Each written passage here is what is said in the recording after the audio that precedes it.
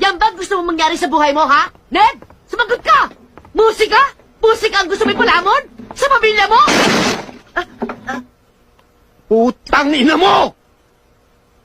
Hindi magagaya sa akin yung anak ko dahil walang asawang katulad mo! Kaya hindi natuloy ang pangarap ko eh. Dahil kinontra mo eh. Pinamili mo ko. Kung yung pangarap ko, ikaw, natural, pipiliin kita, mahal kita eh. O ano nangyari sa akin ngayon? Isa akong walang kakwenta-kwentang tao. Walang pangarap, walang ambisyon, walang direksyon.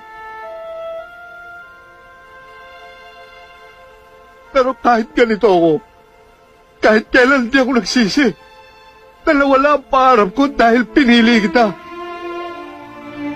Kasi mahal kita eh.